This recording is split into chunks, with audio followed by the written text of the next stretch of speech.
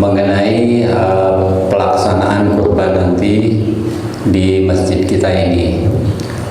Saya akan ada 2 sesi ini, mungkin nanti saya akan update mengenai persiapannya, status, dan kemudian bagaimana nanti proses di dalam pemotongan dan pembagian termasuk distribusinya. Kemudian Pak Ustadz Farhan akan membahas mengenai hakikat berkurban dan bagaimana syariat terutama nanti mungkin masalah pembagian daripada daging kurban itu yang mungkin secara umum sudah diketahui, tetapi banyak yang mungkin masih ambigu lah, artinya tidak tahu persis pastinya seperti apa. Dan terutama kami dari panitia ini yang mengemban amanah daripada sahibul kurban, yang insya Allah kami akan jaga semua amanah itu sesuai dengan syariat dan berkurban. Jadi nanti ada beberapa hal yang akan disampaikan. Untuk itu mungkin ada baiknya kita mendengarkan dulu apa yang akan disampaikan oleh Pak Ustadz Farhan mengenai hakikat berkurban ini. Ada eminya.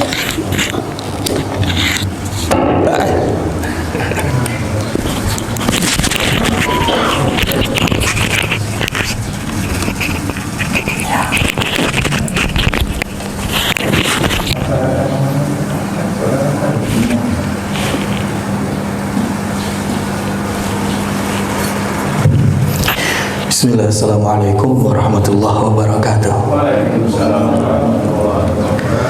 Hamdan wa syukran lillah, wassalatu wassalamu ala rasulillah wa ala alihi wa sahbihi wa mawalah. Asyhadu an la ilaha illallah wahdahu la syarikalah wa asyhadu anna Muhammadan abduhu wa rasuluh. Amma ba'd. Memuji kepada Allah Subhanahu wa taala atas segala kenikmatan yang Allah limpah curahkan, anugerah yang tidak pernah henti Allah berikan. Salawat serta salam mudah-mudahan tercurah limpah selamanya kepada Nabi kita Nabi Muhammad SAW. Yang saya hormati Pak Rudi sebagai Ketua Panitia Kurban tahun ini, yang saya hormati pula Ketua Yayasan yang hadir, Bapak Haji Agus Darman, Ketua DKM, Bapak Haji Agung, Ketua Majelis Ta'lim, Ibu-ibu, Ibu Hajah Usman, dan juga para jamaah seluruh yang tidak bisa saya sebutkan satu persatu. Alhamdulillah kita diberikan kesempatan untuk bertemu, berkumpul di waktu yang baik, di tempat yang baik, dengan harapan yang baik, meminta segala sesuatu yang baik kepada Allah yang Maha Baik. Di sini saya akan sedikit mengulas mengenai bekal bagi para kurbani, bagi para sahibul kurban. Harapannya ke depan dengan adanya perkumpulan kita sebelum melaksanakan ibadah kurban untuk menyembelih hewan yang kita turutkan kepada Allah Subhanahu wa taala, setidaknya beberapa upaya ini dari awal kita melis para mudhahi, dilanjutkan dengan membuat WA group yang khusus, dan juga dengan adanya pertemuan sekarang ini yang mungkin sebelumnya belum pernah diadakan khususon untuk para mudhahi. Harapannya adalah agar kita memiliki satu tujuan, harapan, dan cita-cita yang sama, menjembatani antara harapan kurbani Bapak Ibu yang berkurban dengan kemampuan kami sebagai wakil kurbani yang diberikan amanah untuk mengelola kurban yang dititipkan. Jangan sampai ada sebuah perbincangan, jangan sampai ada ketimpangan antara keinginan para mudhahi hoyong nama kieu kitu kieu kitu, namun ternyata jauh dengan apa yang diharapkan. Kemampuan para panitia wakil kurbannya hanya seperti ini. Mudah-mudahan kita akan saling melengkapi dan memahami hal itu semuanya, hingga kita akan coba bedah sisi-sisi apa saja yang harus kita persiapkan ketika kita berkurban, baik bagi para mudhahi, begitupun kami sebagai para panitia yang diwakili untuk memprosesi hewan sembelihan kurban. Yang selanjutnya barangkali saya akan menuturkan mengenai esensi berkurban. Walaupun hakikatnya para jamaah sekalian sudah mengerti mengenai hal ini. Dan juga mudah-mudahan ya, hal yang terbesar juga harapan kita kumpul di sini itu sebagai salah satu hal yang dianggap dan dicatat sebagai ajang bermajelis dengan majelis kebaikan yang tentunya setiap langkah kaki kita menuju ke tempat ini akan dinilai sebagai amal ibadah. Berkumpulnya kita di sini akan diberikan doa oleh para malaikat, dan ketika kita kembali dalam keadaan bersih dari kesalahan. Amin ya Allah ya Rabbal Alamin. Kenapa kita harus berkurban? Karena Allah Subhanahu wa taala perintahkan kita, sebagaimana surat favorit yang sering dibaca oleh kita, surah apa? Al-Kautsar ya. Cuman ada 3 ayat, dan di dalam selipan ayat kedua Allah Subhanahu wa taala memerintahkan fasalli, maka salatlah engkau li rabbika, untuk Tuhanmu, wanhar, dan berkurbanlah. Kenapa ujung-ujung disuruh sholat, disuruh untuk berkurban? Karena inna a'tainakal kautsar. Allah Subhanahu wa taala telah memberikan begitu banyak nikmat kepada kita.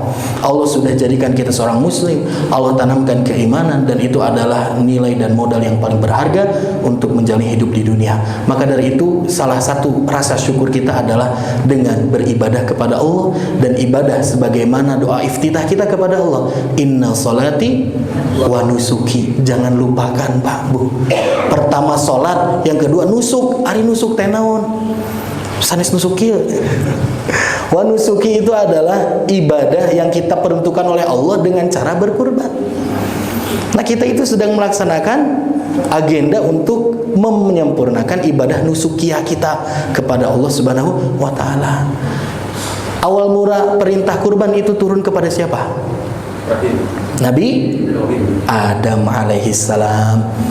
Sebelum Nabi Ibrahim ternyata jauh daripada itu, Nabi Adam itu diberikan syariat kepada anak-anaknya untuk memberikan kurban, namun dengan cara tentu syariat yang berbeda dengan apa yang kita laksanakan sekarang ini. Kalau kita afiliasinya kepada Nabi Ibrahim yang paling dekat syariatnya, Nabi Ibrahim diperintah untuk berkurban.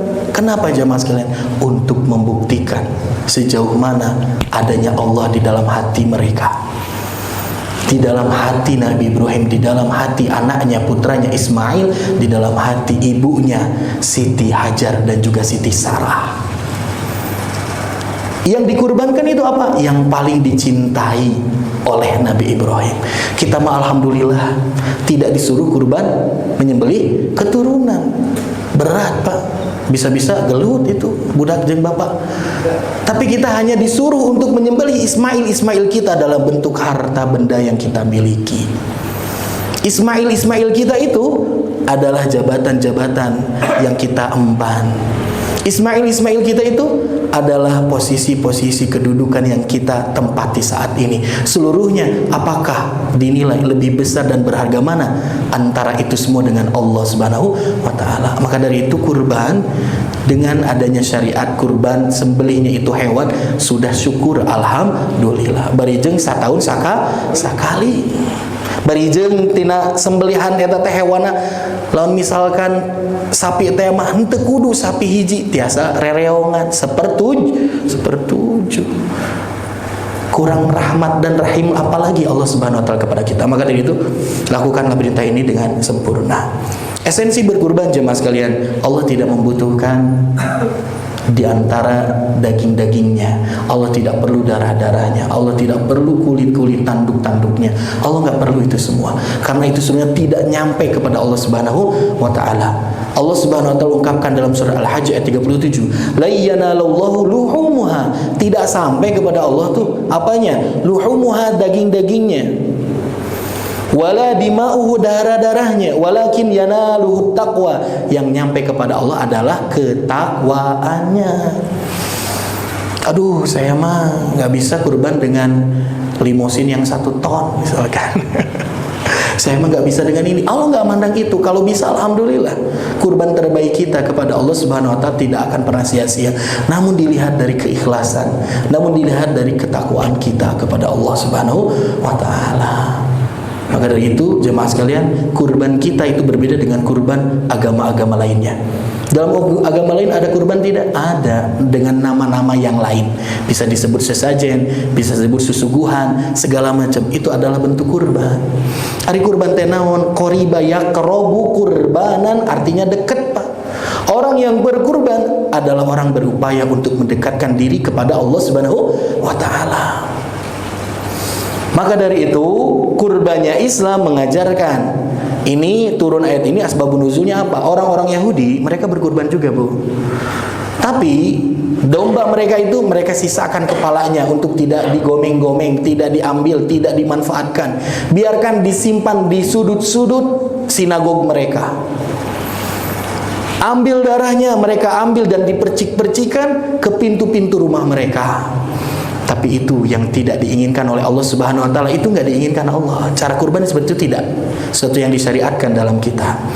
Bahkan mereka itu mengharamkan diri untuk memakan daging kurbannya. Beda dengan kita. Kita mau diperbolehkan, yang kurban boleh makan dagingnya. Beda sama mereka. Maka dari itu jemaah sekalian, ketakwaan adalah poin penting dalam kita melaksanakan ibadah kurban. Kurban itu amalan yang paling dicintai oleh Allah Subhanahu wa taala. Kalau kita dicintai suami, kalau kita dicintai oleh istri, sudah saking bahagianya kita itu. Luar biasa membuncah kesenangan seorang suami ketika istrinya penuh cinta kepadanya. Anaknya penuh cinta kepadanya. Apalagi ini yang mencintai Allah Subhanahu wa taala. Dan kata Nabi Muhammad SAW sebagaimana diungkap oleh istrinya yang salihah, Aisyah radhiyallahu anha, ma amila adami min amalin yauman nahri ahabba ilallahi min ihraqid dami innaha la ta'ti yaumal qiyamah bikuruniha wa ash'ariha wa adlafiha wa anna ad-dama la yaqa'u minallahi bimakanin qabla an yaqa'a minal ardi fatibu biha nafsan. Kata Nabi Muhammad SAW, tidak ada suatu amalan yang dikerjakan oleh anak Adam pada hari raya Idul Adha yang lebih dicintai oleh Allah dari menyembelih hewan. Maksud di sini ya tentu hewan yang disyariatkan sebagai sembelihan. Saya mas sembelih ya, ayam menyatut biasa, tidak masuk dalam kategori ini. Yang paling dicintai itu utuh. Bahkan nanti para ulama menyebutkan, kalaulah misalkan ada seseorang dia bersedekah dengan nominal yang lebih besar dibandingkan hewan sembelihan, maka sedekahnya itu tidak lebih berharga dibandingkan hewan yang disembelih. Ain harga domba taruhlah 5 juta. Kita sedekah di hari nahar itu 100 juta. Diterima oleh Allah Subhanahu wa taala lebih besar yang 5 juta yang disembelihkan melalui domba tersebut dibandingkan 100 jutanya yang kita dermakan. Paling besar itu, Bu.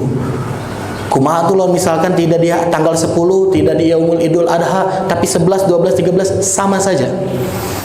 Jadi keutamaan untuk menyembelih itu bukan hanya ada di Idul Adha, tapi 3 hari tasyrik setelahnya. Maka dari hari tasyrik itu tidak boleh saum, waktu makan dan minum, menikmati kenikmatan dari Allah Subhanahu wa taala berupa sembelihan yang kita sembelih untuk Allah. Sembelihnya untuk Allah, tapi kita sendiri yang mendapat manfaatnya, Bu. Luar biasa. Itulah ibadah kurban, jamaah sekalian. Dan kata Nabi Muhammad SAW, sebelum tuh darah itu nempel, jatuh ke permukaan tanah, ke bumi, sudah diterima oleh Allah Subhanahu wa taala pahalanya. Itu nanda kenaon bilih kajantenan tos aya sapi nu diborongsong udah siap mau dipotong, tiba-tiba ngegerepek, lumpat, neunggar, paeh can disembelih. Kumaha tuh ibadah kurbana tos ditampi ku Allah Subhanahu wa taala. Kalaupun misalkan memang kejadian qadarullah seperti itu, sudah diterima oleh Allah Subhanahu wa taala karena yang nyampe kepada Allah adalah ketakwaannya. Pahala dihitung sampai bulu dan rambutnya, luar biasa. Mantaknya ya, sok aya nu milari domba nu seueur buluna senang tong nu botak. Karena hitungan pahalanya sampai ke bulu dan rambut-rambutnya. Nilainya nu jararah brig cenah ikeun tong dicurukuran. Sebetulnya esensinya bukan pada jumlah berapa banyak rambut dan juga bulunya, tapi saking banyaknya pahala yang didapatkan bagi orang yang berkurban, sampai segala sesuatunya pun dihitung sebagai kebaikan. Maka dari itu Beruntung kita jamaah bisa berkurban di tahun ini, karena banyak di antara saudara, sahabat, kolega, keluarga yang mungkin belum diberi kesempatan, mampu tapi belum mau. Ada yang mau tapi belum mampu. Alhamdulillahnya kita sudah mau, mampu lagi tuh, maka harus disyukuri. Jadi kurban itu bukan hanya sekadar ritual tahunan, terus sembelih alhamdulillah terus beres. Ada hal-hal penting yang harus kita perhatikan jemaah sekalian, karena ini adalah ibadah yang statusnya itu ditaruh setelah sholat. Inna sholati wa nusuki, tuh nomor 2 setelah sholat kita. Penting ini mengenai kurban itu. Makanya nanti ke depan saya coba berikan beberapa tips ya, apa yang harus kita siapkan ketika kita berkurban. Gambaran kebaikan kurban nanti pada dasarnya apa yang kita kurbankan itu akan menjadi gambaran kita sebagai tunggangan terbaik melewati siratal mustaqim. Aduh kumaha sana saya mah domba hiji teh sakeluargaeun, berijing keluarga besar 20. Tong dibayangkeun ke kumaha saegeung kumaha dombana. Udah Allah yang tahu. Aduh kumaha sana sapi ge saya mah rareongan 1/7, berarti aya nu naik di huluna, aya nu dina pundukna, aya nu di buntutna. Tong dugikeun kadinya, karena hitungan kita, bayangan kita tidak sama dengan apa yang Allah siapkan nanti di akhirat. Yang jelas ketakwaan kita harus simpan di posisi terdepan. Peringatan bagi yang belum mau meski mampu, kade. Man kana lahu sa'atun wa lam yudhi fala yaqrabanna musallana. Ini tidak terikat pada yang datang di sini, karena alhamdulillah mudah-mudahanlah kita mau berupaya terus. Mudah-mudahan yang lain pun bisa mengupayakan, karena Nabi Muhammad SAW berikan ancaman, siapa yang memiliki kelapangan untuk berkurban namun dia tidak berkurban, maka janganlah ia mendekati tempat sholat kami. Tafsiran ulama nu pertama, tong ngiring sholat id anu teu kalalurban ye tapi marampu. Nalika baheula zaman batu akik, zaman batu mulia, rame akhirnya marareser, marahal ge di palereseran. Kamari zaman Covid olahraga terbaik sesepedahan bari jeung moyan, mareser sepeda latah marareser sadana marahal ge di peseran. Nalika ayeuna usum kurban nu dipeser teh naon? Tusuk sate jeung areng coba. Nah, jadi jemaah sekalian, beruntungnya kita diberikan hidayah oleh Allah Subhanahu wa taala sehingga tergerak hati kita untuk bisa berkurban. Namun jangan juga taruh sinis dan suudon kepada tetangga, kerabat, keluarga kita. Namanya nggak ada di list tuh, nggak ada di list mudohi, nggak kurban di Taman Mutiara, belum tentu dia tidak berkurban. Bisa jadi kurban tahun ayeuna mah abdi mah di lembur, di ditu di kampung. Saya mah di Surabaya Pak Ustaz, saya mah di pesantren Pak Ustaz, saya mah di tempat anak yatim piatu, sekali-kali mau nyobain di situ. Oh, saya mau di Palestina. Bagus, nggak jadi masalah. Jangan sekali-kali menaruh prasangka buruk kepada saudara kita. Mudah-mudahan mereka pun mengerti dan berupaya untuk dapat berkurban. Tapi aya oge nu berkorban perasaan. Unggal dinten eta mah ibu-ibunya, bapak-bapana ngaredul cenah. Jadi jamaah sekalian, di sini adalah satu terikan untuk hati kita agar kita senantiasa untuk berupaya berkurban setiap tahun. 10.000 sadinten tiasa kapeser domba insyaallah. Setahun teh tiasa 3.600.000 tah. Apalagi nanti ke depannya DKM khususnya Bendahara Mutiara akan menyediakan tabungan kurban. Tuh. Walaupun nanti di isiannya mah nalika Zulhijjah. Per bulan nama beureun gampang kewe dihijikeun misalnya. Tapi enggak apa-apa. Ketika saya ngobrol dengan bendahara DKM masjid ini, Bapak Haji Ajat, salah satu keutamaan dan keuntungannya apa? Kalau misalkan sudah ada yang daftar tabungan kurban, berarti sudah ada bayangan dia bisa berkurban tahun depan. Kita mempersiapkan berapa jumlah sapi yang akan di booking. Mudah daripada kayak di akhir-akhir gitunya slot udah habis mau gimana. Nah, kalau udah ada tabungan kurban mah tuh aya anceran tahun keteh sakieun sapi teh gitu. Mudah-mudahan kita dukung Bu, kita dukung, tidak apa-apa. Selanjutnya, pastikanlah saat berkurban. Nah, ini penting jamaah sekalian. Apa yang harus kita pastikan saat berkurban? Niat tulus, ikhlas sebagai ibadah karena Allah Subhanahu wa taala. Entong karena batur, jangan karena makhluk. Cenah isin tatangga ke kurban, maknya orang teh kurban. Walaupun mungkin ada orang yang berangkat dari rasa malu, tapi luruskan sekarang mumpung belum dikurbankan nih sembelihannya.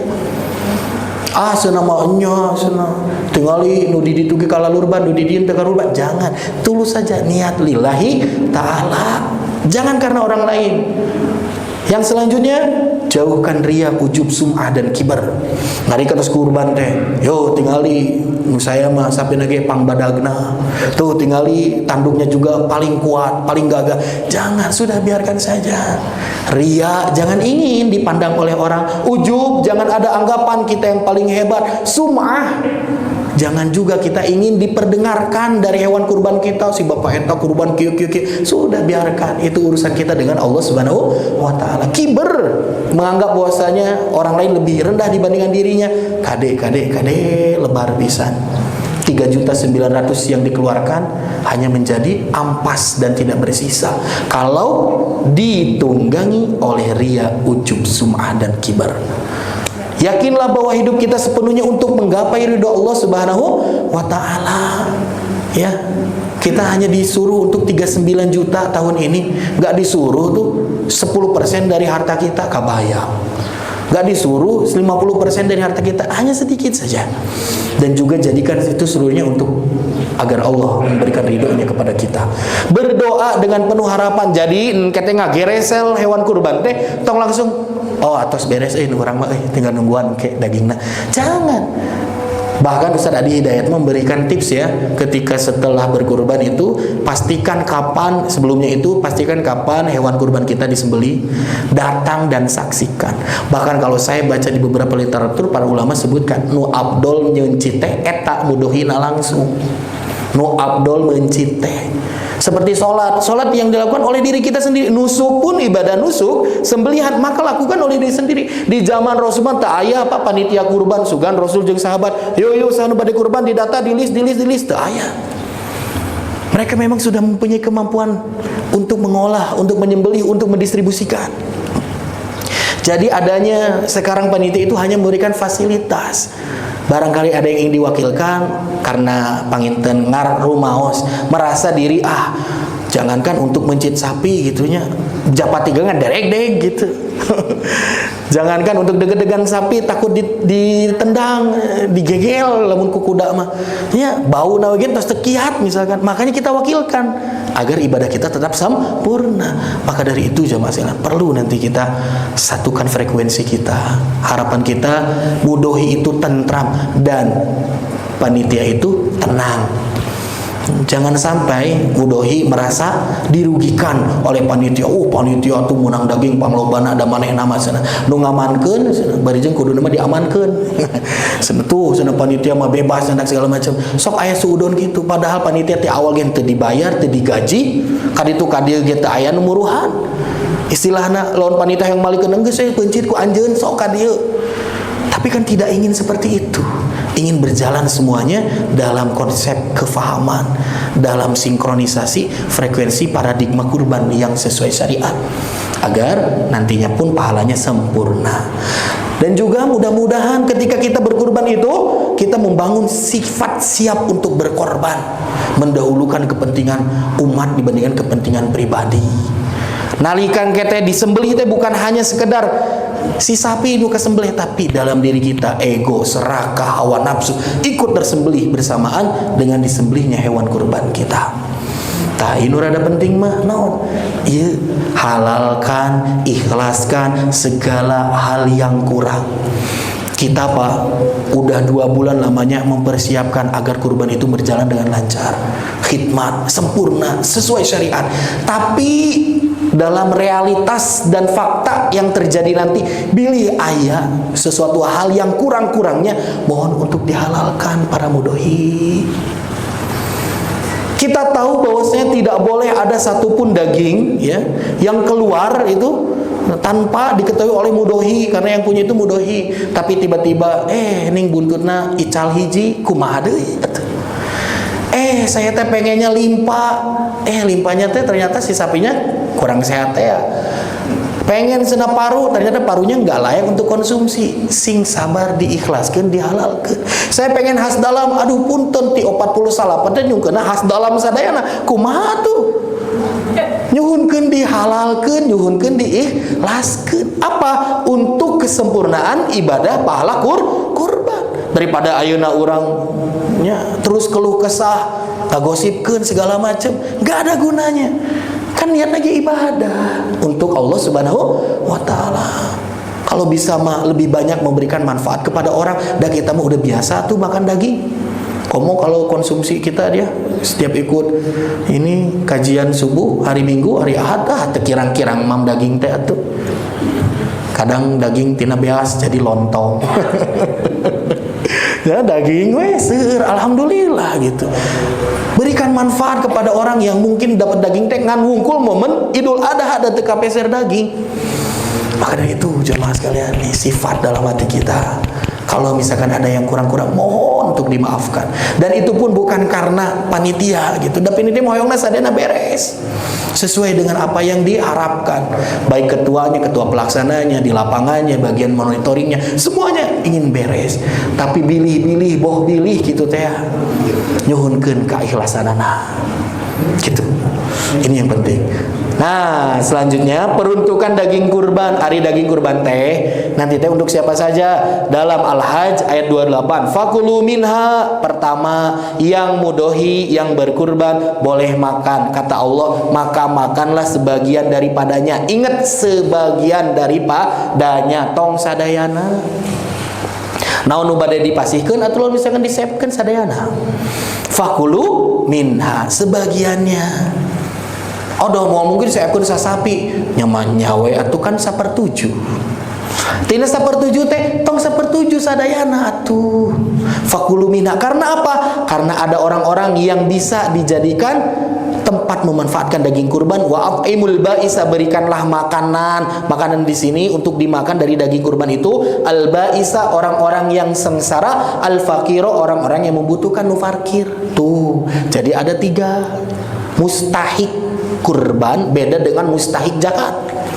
Mustahik zakat mah 8 asnaf, tinggawitan nemu alaf, fakir miskin, ya, sampai dengan orang-orang yang terlilit hutang, orang-orang ibnu sabil, nuluntang lantung, eta tiasa. Di luar itu nggak boleh untuk zakat. Sedangkan kurban, Bu, peruntukannya ada 3.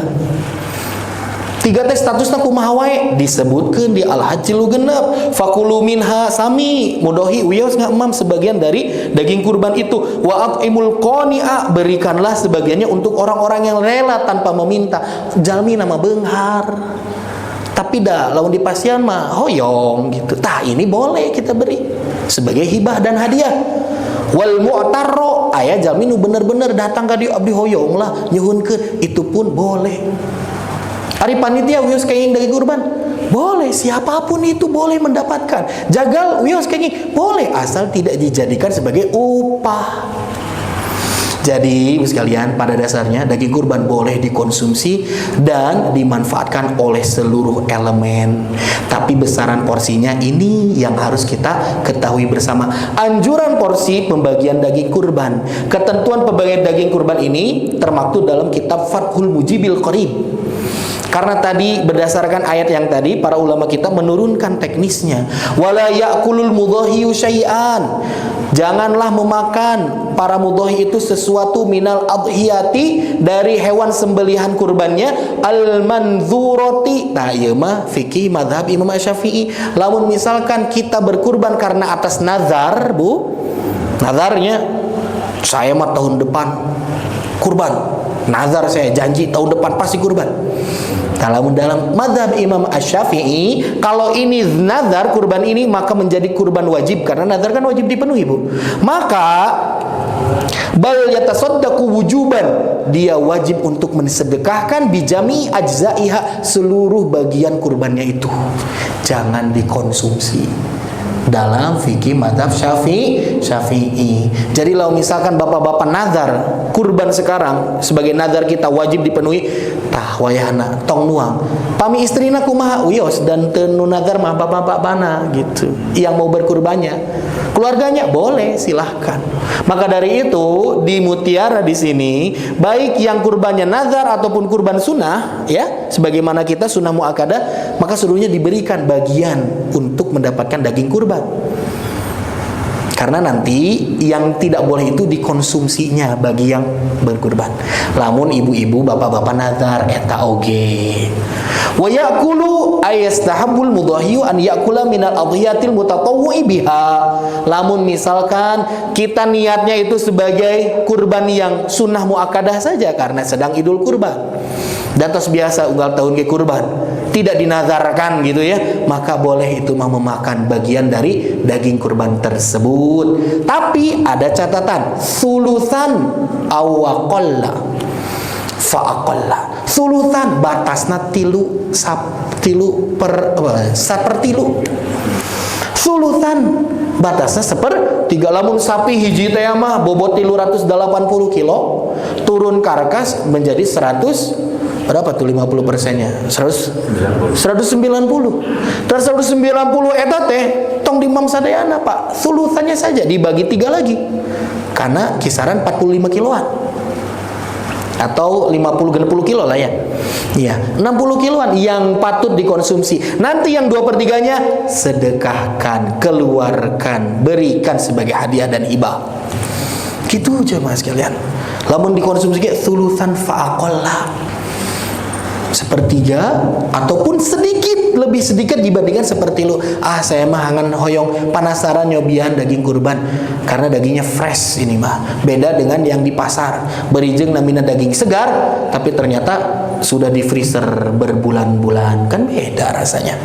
Saya mau coba aja ini Saya mau kasih ini tetangga-tetangga dekat aja Ya boleh silahkan. Dan itu pun kami panitia pun memiliki beberapa list mustahik kurban yang memang berhak untuk mendapatkan. Maka dari itu mudah-mudahan di sini kita bisa ambil titik temu yang sama. Apa keinginan dari Bapak sebagai mudhahi, apa juga kebutuhan dan kemampuan kita sebagai panitia. Wala bai'ul mudhahiyu. Iya penting, jangan sekali-kali ya mudhahi itu, apalagi wakil mudhahi kita sebagai panitia ya, menjual minal adhiyati dari hewan sembelihan itu syai'an sedikit pun, min lahmiha dagingna ulah, au sya'riha rambutnya, bulunya jangan, au jildiha ataupun kulitnya. Ya kulit.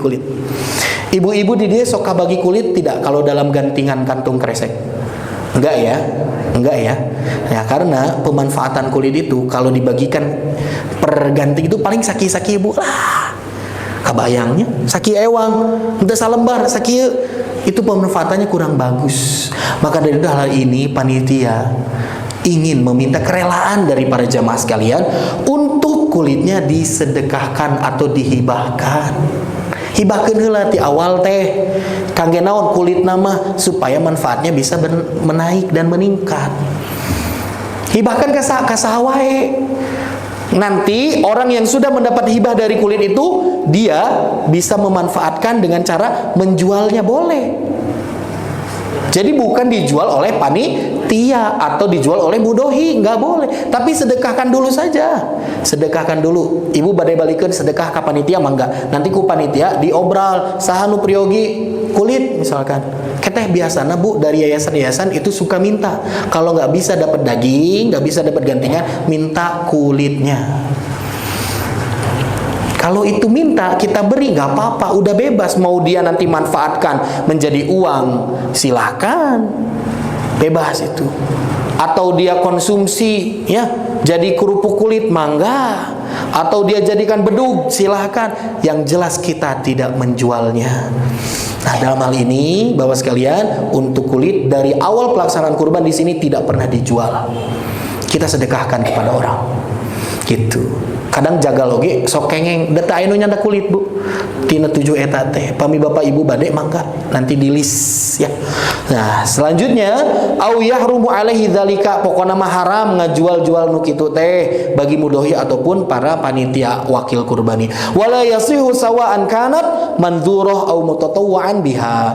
Baik yang hewan baik yang kurbannya itu berdasarkan nazar yang wajib tadi ataupun yang sunnah sama-sama enggak boleh dijual. Saya mah dasarnya nazar jadi nggak boleh makan, mau dijual saja nggak boleh. Ya, jadi seperti itu. Nah, terakhir saya berikan tips doa agar amal ibadah kita diterima. Doanya sudah sangat familiar didengar oleh kita karena ini doanya Nabi Ibrahim alaihis salam. Al-Baqarah 127 dan 128. Nanti ketika sudah disembelih, darah itu mengalir, ibu-ibu berdoa, bapak-bapak berdoa, menghadap kiblat nggak apa-apa. Doanya apa? Rabbana taqabbal minna innaka antas samiul alim wa tub alaina innaka antat tawwabur rahim. Ya Allah, terima dari kami ya Allah, khususnya kurban kami ini, karena sesungguhnya Engkau adalah Maha mendengar dan Maha mengetahui. Ya Allah, ampunilah kami bertobat kepadamu ya Allah. Innaka antat tawwabur rahim, karena sesungguhnya Engkau adalah Maha penerima taubat dan Maha menyayangi. Sakitu panginten hatur nuhun perhatosanana. Saya kembalikan kepada